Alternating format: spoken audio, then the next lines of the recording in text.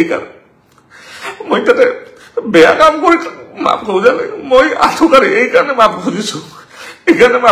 যাতে আমাৰ ল'ৰাক এটাৰ প্ৰাণ বাচে এইকাৰণে মই মাফ খুজিছো মই আঠু এইকাৰণে কাঢ়িছো যি ধৰণে আপোনালোকে সাপোৰ্ট কৰিছে তাৰ কাৰণে মই নিজকে সঁচাই বহুত সুখী বুলি ভাবিছো ঘটনাটো যি হ'ব লগা আছিল সেইটো সাধাৰণ ঘটনা নহয় যোৱাকালিয়ে মোক গোৱালপাৰাৰ পৰা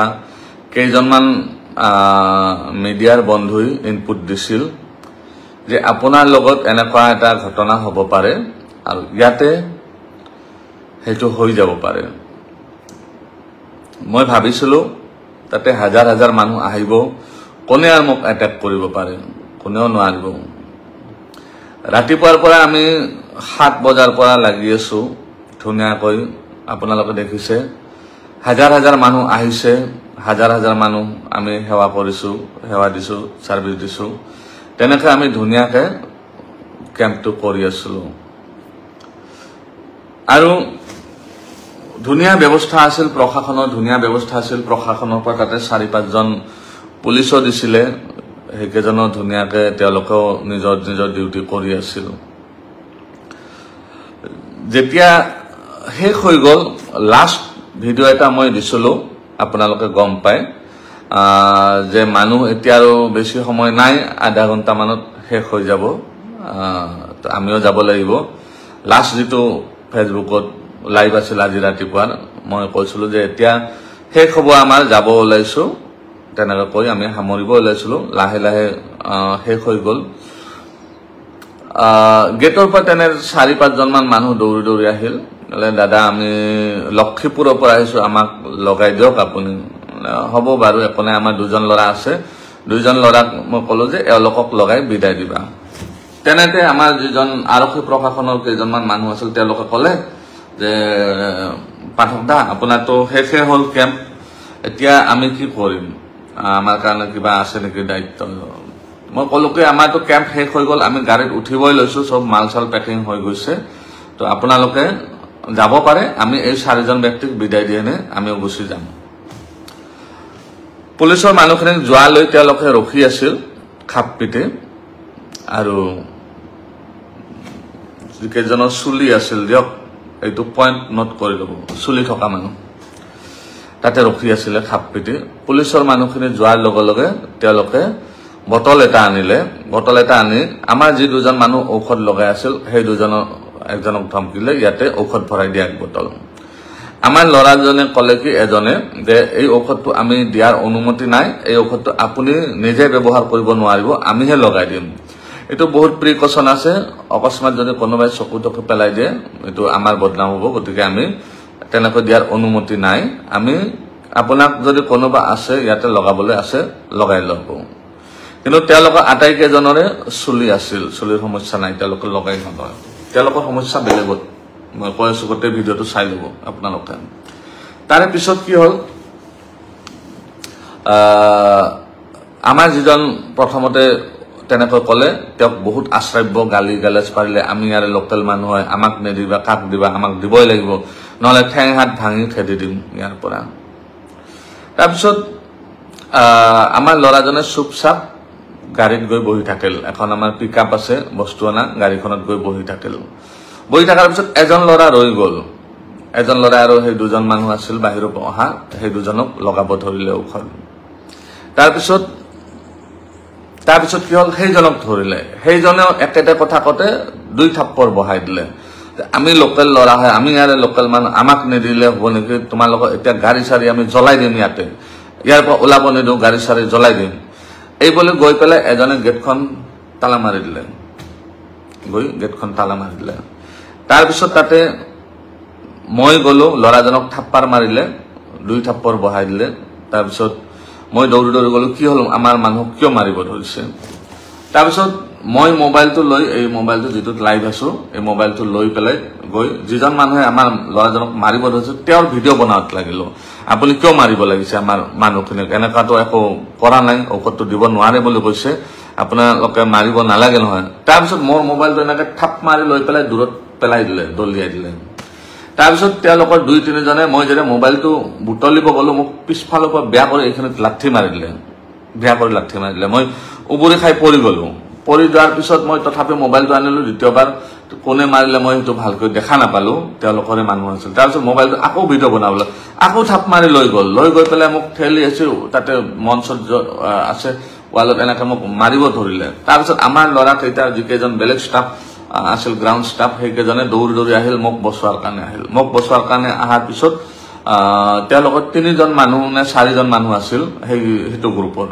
3-4জন মানুহে কি কৰিলে আমাৰ যিকেইজন সৰু ল'ৰা আছিল সেইকেইজনক মাৰিব ধৰিলে মাৰপিট কৰাত আমাৰ কেইজনৰ লাগিল আমাৰ 7জন ল'ৰা আছিল তেওঁলোকৰ 3 বা 4জন আছিল তো এই কেইজন হল ডেকা ল'ৰা তো এই কেইজনৰ লগত ক্লাছ হৈ গল তেওঁলোকৰ তাৰপিছত তাতে যিকেইজন লক্ষীপুৰৰ পৰা অহা মুছলমান ব্যক্তি আছিল সেইকেইজনে আমাৰ মানুহখিনিক কোনো প্ৰকাৰে এই কৰি টানি টুনি লৈ গৈ পেলাই আমাক অফিসটোত ভৰাইলে ক'লে দাদা আপুনি ইয়াতে ভৰাই সোমাই থাকক এই মানুহকেইজনৰ ৰেহৰূপ আমি ভাল দেখা নাই এইকেইজনৰ অলপমান কিবা সমস্যা আছে তো আমি ইমিডিয়েট পুলিচক ফোন কৰিছে আপুনি চিন্তা নকৰিব তেতিয়া লগে লগে মইও অফিসটোৰ ভিতৰত গৈ ইমিডিয়েট মই আমাৰ নলবাৰীৰ যেহেতু মই নলবাৰীৰ বাসিন্দা হয় বৰ্তমান আমাৰ বিধায়ক তথা মন্ত্ৰী মহোদয় জয়ন্ত মল্ল বৰুৱা ডাঙৰীয়াক ফোন কৰি জনালো দাদা এনেকে মোৰ ওপৰত এটেক হৈছে তো তেওঁ ইমিডিয়েট এছপিক ফোন কৰি ক'লে এছপি মোৰ কল কৰি ইমিডিয়েট তেওঁলোকে ওসি ছাৰক পঠাইলে তেওঁলোকে আহি আমাক ক'লে কি যে আপোনালোকে ভিতৰতে থাকক আমি হেণ্ডেল কৰি আছো কেছটো কি হৈছে আমি চাই লওঁ তাৰপিছত তেওঁলোকে কি কৰিলে আৰু কোনোবা এই কৰি মানুহ মাতি পেলাই ক'লে কি আমি এটেক কৰা বুলি ক'লে আমি এটা নতুন প্লেছত যাই কেনেকৈ এটেক কৰিম মানুহ এজনক আৰু তেওঁৰ লগত আমাৰ কোনো লেনদেনে নাই আমি কেনেকৈ এটেক কৰিম আমাক বহুত বেয়া কৰি আপোনালোকে গোটেইখিনি দেখিছেই তাৰপিছত আমি ভিতৰত সোমাই থাকোতে অলপ পিছত মেজিষ্ট্ৰেট ছাৰ আহি পেলাই মোক ক'লে যে তেওঁলোকে বহুত উগ্ৰ হৈ আছে আপুনি বাহিৰত গ'লে আপোনাক মাৰি দিব পাৰে বেছি মানুহ নাছিল ইয়াতে আৰু এটা কথা ক্লিয়াৰ কৰি দিওঁ এই যেটো ইনসিডেন্ট বা এটো যেটো প্ৰি প্ল্যানেড হয় ইটোৰ লগত গোৱালপাৰাবাসী ৰাইজৰ কোনো সম্পৰ্ক নাই কোনেও গোৱালপাৰাবাসী ৰাইজক গালি নিদিব বা তেনেকুৱা একো বেয়া কথা নকয় যেন এইটো এটা কেইজনমান মানুহৰ এটা গ্ৰুপৰ লগত গ্ৰুপৰ কথা আৰু তাত গোৱালপাৰাবাসী ৰাইজ নাই তাতে আছিল কিমানজন 30 জন বা 40 জন মানুহ তেওঁলোকৰে গ্ৰুপ হয় এইটো তেওঁলোকৰ গ্ৰুপৰ মানুহ আছিল 30 জন মান 40 জন গোৱালপাৰাবাসী তাতে কোনো লেনদেন নাই গোৱালপাৰাবাসী আহাই নাছিল তাতে তাৰপিছত কি হল মোক ভিতৰত আমি বহি থাকিলো কিছু সময় 2 ঘণ্টামান বহি থাকাৰ পিছত মেজিষ্ট্ৰেট ছাৰে আহি ক'লে যে কথাটো তো বহুত হেই হৈ গৈছে বহুত হাল্লা তেওঁলোক বহুত উগ্ৰ হৈ আছে আপোনাক ইয়াতে পৰা অলপ কথাব দিগদাৰ হৈ আছে অলপ সমস্যা হ'ব পাৰে বা তেওঁলোকে কেনেকৈ আপোনাক ইয়াতেও দৰ্জা ভাঙি দি এটেক কৰিব পাৰে গতিকে আপুনি এটা কাম কৰক আপুনি যেহেতু জনা বুজা মানুহ তো আপুনি তেওঁলোকক আমি বাহিৰত লৈ যাম ধুনিয়াকে তেওঁলোকে কৈ আছে কি মাফ খুজিব লাগে তো জাগাৰ বদনাম হৈছে বুলি মাফ খুজিব লাগে জাগাৰ বদনাম কেনেকৈ হল আমি যদি তেওঁলোকৰ মতে আমি মাৰিছো তেনেহলে জাগাৰ বদনাম নহয় তেওঁলোকে যদি মাৰিছে তেতিয়াহে জাগাৰ বদনাম হ'ব তো মই ক'লো ঠিক আছে স্যাৰ যদি তেওঁলোকে হেতু বিচাৰে তো মই ৰেডি আছো যাতে আমাৰ যিখিনি মানুহ আছে এইখিনিৰ মই প্ৰাণ কেইটা লৈ পেলাই যাব পাৰো হহৰিৰে যাব পাৰো তাৰপিছত মেজিষ্ট্ৰেট ছাৰ আৰু যিখিনি আৰক্ষী প্ৰশাসন মানুহ আছিল সেইখিনি আমাক বাহিৰত লৈ আহিলে সেই অফিস ৰুমটোৰ পৰা আপোনালোকে দেখিছে অফিস ৰুমটোৰ পৰা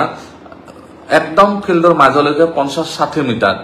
এই গোটেইখিনি আমাক মাৰপিট কৰিছে লঠিয়াইছে গুৰিয়াইছে চৰিয়াইছে পিছফালৰ পৰা এনেকে যিমান পাৰিছে তেওঁলোকে মাৰিছে মাৰাৰ পিছত মোক আনি পেলাই এলোকে পুলিচ প্ৰশাসনৰ মানুহখিনি ক'লে ঠিক আছে আপুনি এড্ৰেছটো কৰি দিয়ক কথাখিনি কৈ দিয়ক মই কথাখিনি তেওঁলোকক থিয় হৈ যেতিয়া হাত জোৰ কৰিব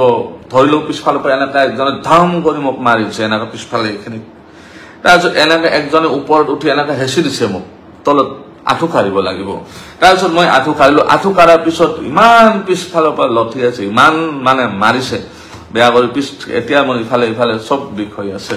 তো ইমান তাৰপিছত আমাৰ ল'ৰাকেইটাক আৰু ভয়ংকৰ কৰি পিটিছে ইমান পিটিছে তাৰপিছত কি হল আপোনালোকে তো বাকিখিনি দেখিছে মই তেওঁলোকক কাণত ধৰি তেওঁলোকে এনে মাফ খুজিলে নহয় কাণত ধৰি মাফ খুজিব লাগে মই হ'ব কাণত ধৰি মাফ খুজিম আমাৰ মুঠতে প্ৰাণকেইটা লৈ আমি যাতে যাব পাৰো, সুকলমে যাব পাৰো, ইয়াৰ পৰা যাতে আমাৰ ইয়াত কৰি আৰু বেলেগ একো অসুবিধা নহয়। ল'ৰাকেইটাৰ যাতে মই জীৱন, ল'ৰাকেইটা সৰু সৰু ল'ৰা, ইহঁতৰ যাতে জীৱনটো লৈ যাই দিব পাৰো, যাতে তেওঁলোকৰ মাক দেউতাকে যে ৰখি আছে, তেওঁলোকৰ যাতে মই সুকলমে মাক দেউতাকক গতাই দিব পাৰো, এইটো আপোনাৰ ল'ৰা হয়, মই মোৰ কাৰণে যাতে একো অসুবিধা নহয়, এই কাৰণে মই তেওঁলোকক আঁঠুকাৰি কাণত ধৰি মাফ খুজিছো। এইকাৰণে মই তাতে বেয়া কাম কৰি মাফ খোজা নাই, মই আঁঠুকাৰি এইকাৰণে মাফ খুজিছো, এইকাৰণে মাফ খুজিছো যাতে আমাৰ ল'ৰাকেইটাৰ প্ৰাণ বাচে, সেইকাৰণে মই মাফ খুজিছো। মই আঁঠু এইকাৰণে কাঢ়িছো, বেলেগ